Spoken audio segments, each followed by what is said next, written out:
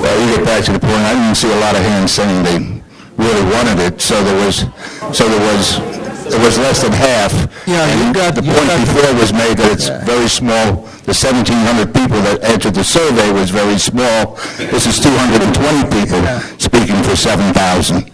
So it gets naughty. I'm not sure people understood to raise their hand. Maybe if you asked a show of hands, how many people want to show that as a buying power of $500,000? How many people are interested in carrying this conversation any further?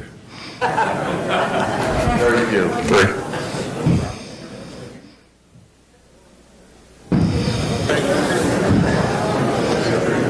Yes.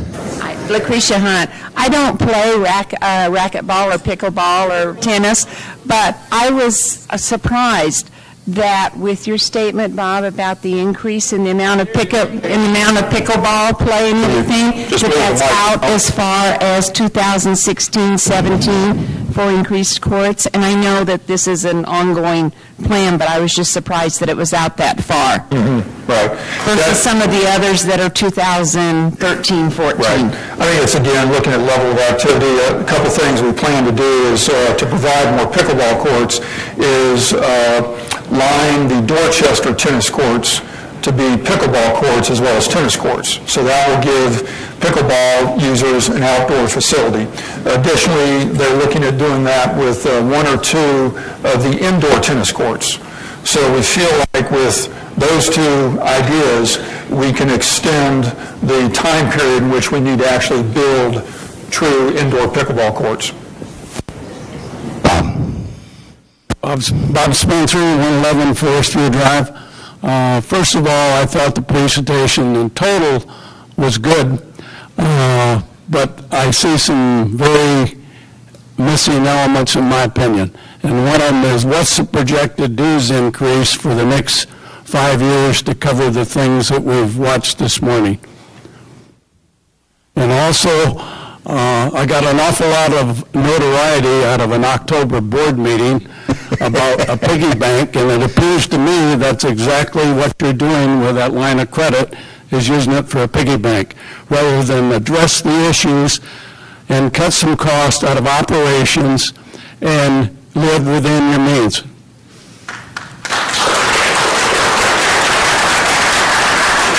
Thank you for your comments, Bob. You're welcome, Bob. And also, one of your comments to me at the board meeting was, where would we be with all these people if this was an albatross? Yeah, this is a $6.6 million albatross. This is one of the lines. We have a lot of cash. One of the lines that's right here that we keep going. We'll keep going for a few more years. This is the one. This is the line when people look at this building and say, "Why don't we have a nice banquet facility? Why don't we have something that we have good acoustics in? Why did we have to repair so much in the pool? Why do we have to spend $80,000 in HVAC when it's just a brand new building? It's ongoing maintenance in a brand new building. Why did we have to replace the floor here that came separated? Why couldn't we go back to the contractor and have them do it because we redesigned it ourselves?" So, I mean, that's the part that I'm referring to as an albatross. Thank you. That at least answers the question, because the paper didn't point all that out. Okay. Bob, to answer your question, in terms of these numbers, what we're saying is that our goal is to keep our excess revenues at around $3.9 million. Okay? That's probably going to be a combination of expense reductions as well as revenue increases. But we haven't looked out to say we're going to increase by X each year.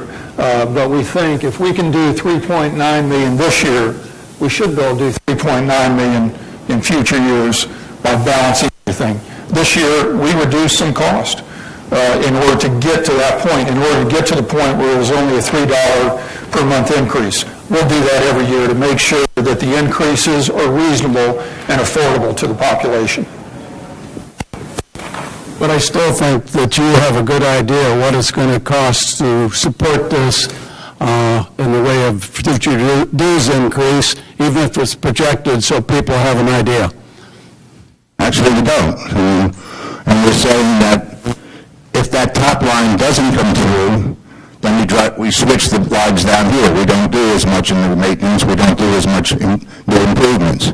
We're committing to the bottom for sure, and we're saying our best estimate is the 3.9 up there. There's a lot to adjust it here over time. If we find out that the 3.9 doesn't hold, then the amount of capital of 2.5 can come down. The master plan projects can come down. That doesn't hold if the top line doesn't hold. Well, I understand that. The only thing you're really locking in is 2013. The rest is kind of out there for people to get a good look at it, what your future thinking is. And I understand that. So I guess along with that future thinking, you also should have some idea of what you're looking at. That was my question. I can't commit to say whether that's $1 or $2 or $4. I don't know. And I don't want to commit to it and be held to that for 5 years. First place, I won't be on the board that long, so it would be wrong of me to commit to something for a future board. I think key to the goal is to have the increases reasonable and the total fees that you pay a reasonable amount that is affordable. That's the goal. That's fine. Now let's go back to the piggy bank. And many people ask the question, why does it make good business sense to borrow money to make a reserve look better than it is? Again, that one's on me. I thought $2.5 million, having in cash, was a good, comfortable number for the membership and everybody to feel that we need in operations. We spend about $1.6 million a month in operating funds. So $2.5 million is 1 3/4 month operating funds. If the membership in general is comfortable with a $2 million level, which just covers about a month of operations, we can reduce it. Okay, thank you. Okay.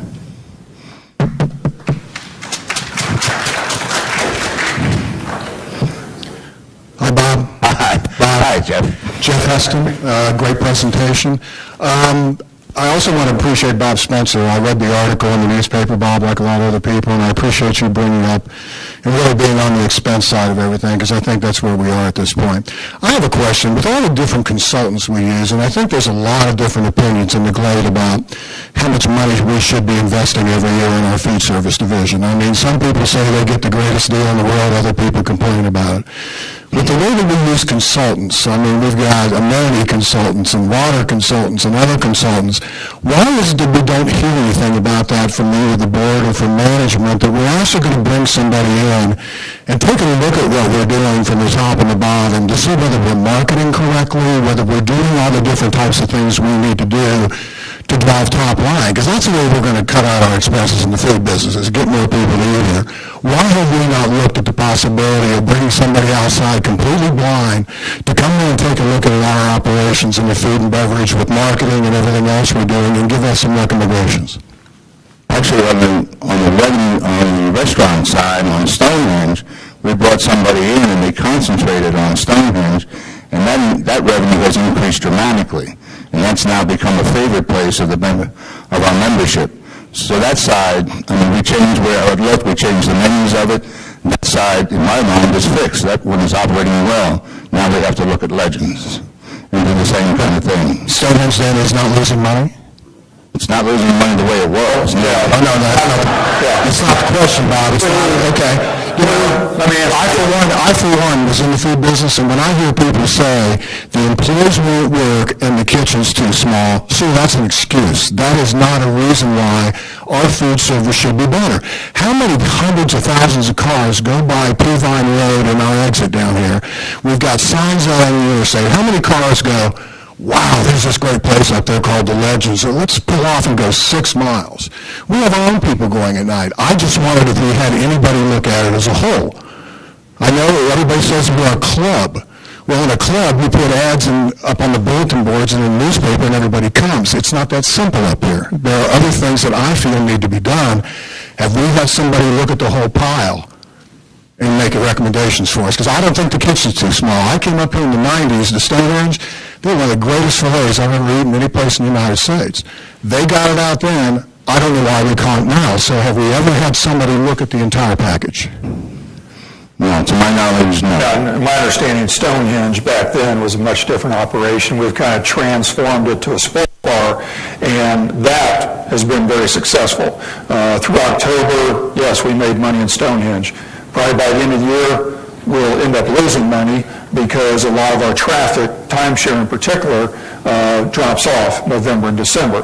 But definitely losing less money this year than we lost last year. And that's really what you want to see. I think those are the key periods where we need to tell somebody, say, look, do we need to be doing something more in marketing at Stonehenge during the winter rather than buy 10 orders of chicken wings and getting a T-shirt? I don't need any more T-shirts. I don't know about anybody else here, but I'm just saying, you can tell people are working, you can tell that people are getting at it. Our age is older, even with our time. There's just a lot of different things that go on up here that we got to drive revenue in those other periods, and we're never going to get those expenses down. Would you it's true. And golf is the same way. I'd love to see us spend $25,000 of money to have somebody come in and say, look, here's the plan. Here's what y'all need to do, okay? Cut through all of it for us. Take a real objective outside look, because the way we sell more lots, the way we get more people is going to be through Stonehenge and Legends, I think. That's a big anchor for us in the future, so. Oh, yeah, all of our amenities are very important, and that's the way we sell. Is that something you all can discuss and get back to us on, or? A couple of things. As Bob mentioned, James Ivankovich, our new food and beverage director, has made a lot of improvements, made a lot of changes that we think, and his focus has been on Stonehenge. Now he's moving to Legends and going to really focus on that, especially during this slow period of time, to see what we can do to improve operations there. The other thing is we've engaged a new auditing firm, McGladrey, which McGladrey specializes in clubs. And they actually are going to do the audit this year for 2012. Additionally, as part of that deal, free of charge, they're going to do an operations review of the community club, and that will include food and beverage. So from there, we should be able to get some good additional information to help us, with that. When do you see that audit being completed? Probably completed by the end of May. So any recommendations would probably begin next fiscal year? Yes, yeah. That may come out of them. Pat Peel, I'm a resident, and I have something I'd like to say about just get closer to the microphone. I have something positive to say. I've been here 17 years, and the lighting to get into the glade here, the Christmas tree lighting, it's beautiful this year. Thank you. And everyone that passes it that I've talked to has said just that. It's just beautiful this year. And who did it? Actually, Bill Heidel, our roads manager, and he's part of Tim's department, the Community Services Department. Well, thank you. Thank you very much.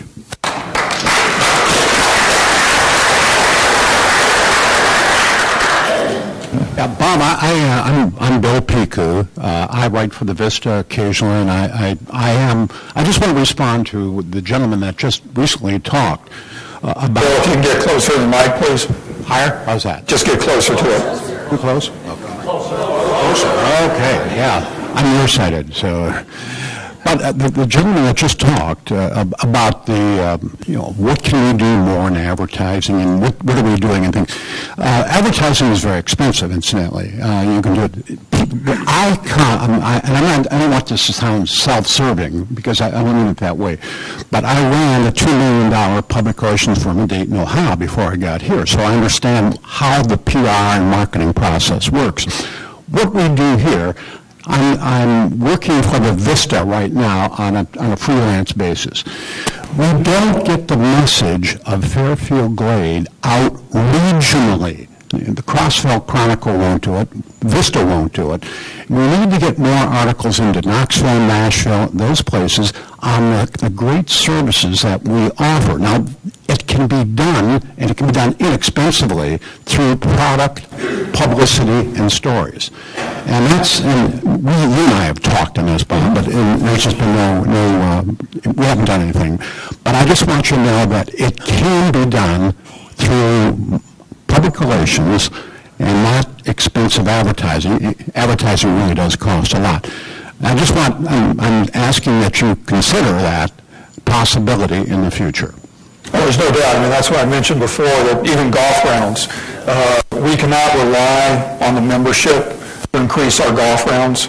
We really need to rely on the outside. We need to get more packages, more golfers coming here for timeshare, more golfers from Knoxville and maybe Chattanooga just saying, hey, let's go up there for a weekend and play some golf. So we definitely want to tap into the Knoxville market in particular, more so both for golf, and you bring them for golf, you also bring them for food and beverage. The emailing blast is we're talking to ourselves within this community. We're not getting externally, except through... We do it externally as well. Steve has a database. The mailing we did to the villages gave us additional database of people outside of Fairfield Glade that we do email marketing to, but the goal is to continue to increase that, because that is really the wave of the future. And Golf Now, that I've mentioned previously with respect to golf, there again, you get those golfers in, we can add them to the database, we can send specials out and things of that nature. So we're starting that. It's not where we want it to be, but we're starting that. It needs to continue. Okay. Yeah. The audience is dwindling. Glenn Harper, 178 Lakeside Drive. I have a problem getting close to these things, so if I could fade away, let me know. I have a question for Tim Martin. And Tim, the question is, we've made some commitments to do desilting in our lakes, and I want to know where that is for this coming year. I can answer that real quick. We've got $100,000 in the budget for next year to do desilting. It's in the operations budget. So we just deferred that from this year into next year. And but it is in the budget. We hope to do it springtime, Tim? Yeah. I didn't notice anything on the budget that talked about a contingency fund, and as I remember, the last time we did desilting, it was like $150,000 or $175,000. So if it goes above $100,000, are we good or not? Well, the goal is to keep it at $100,000, and we'll basically go to the contractor and say, what can you do, for $100,000? And we did that via bid in the fall and narrowed the field down. So that's it. And we may have to continue to do that for a number of years. And I have a question for Regina. Regina, I can't remember. It was last year, I think, that every dollar we raised dues, it brought in $160,000. Is that down to like $120 now? No, it's about 150. About 150. About 150 as well. If we raise dues $3, we're going to bring in another $450,000. So why do we need to borrow $490,000? Because expenses go up as well. Well, I understand that, but we've got a lot of expenses that were this year that are non-recurring for next year, so there should be some balance in there. Non-recurring, but remember, we've deferred a lot of expenses. Well, I understand that. On the board, so what we've done now is we've brought those expenses into, or brought them forward in 2013, so that's why. Well, I understand the increase in deferred expenses, and it makes perfect sense to me because we have a lot of buildings that are in really bad shape, facilities in bad shape, and I really agree with the idea of spending those dollars to improve those facilities because it'll save us money in the long run. So I understand that. I understand that we're talking about putting $40,000 in an arrival, in a sign to improve our arrival. Yeah, and the whole thing, not just the sign, but the setting it's in and stuff like that, includes landscaping. And my question about that is our name going to be on that sign? Oops. Fairfield Glade, yes. Yes. I'm being told that Wyndham's name is going to be on there, and God bless Wyndham, because they've helped us a lot in many ways. No, Glenn, Wyndham's name is not going to be on it. Okay, so we'll say Fairfield Glade. Yes, it'll say Fairfield Glade. And then the second part of that There's is... two signs right here, Glenn, with I understand. Fairfield Glade on them. I understand. The one that says Fairfield Glade was still We wanted to say that all the time. Yeah, the Wyndham sign that you're talking about is across the street from our announcement sign. Where they're doing their new timeshare guest check-in, that's their property. They're going to have signage there that will have their name on But it. we're not putting any money into it. No, That's Wyndham. that's their nickel. Good. Glenn was on the board for 6 years, that's why. Wyndham has done a lot of good things for us, and we have a good partnership with them and those sorts of things. But I kept looking at this $40,000 for this arrival thing, and I'm saying, we have a problem at Stonehenge, and the problem is that we can't feed the number of people that come in there quickly enough. So rather than putting up a new sign, because that sign has been there for several years and been adequate, not perfect, but adequate, why wouldn't we put that money in improving the kitchen at Stonehenge, which would generate revenue rather than just spending $40,000? Well, a number of reasons. One is putting in the new sign was a number one priority for the membership. Okay? Two, putting in a new sign and getting a nice sense of arrival will attract people here. It will make them say, wow, this is a nice place, it has a nice sign, it's a nice comfortable feeling, and they'll come in. Actually,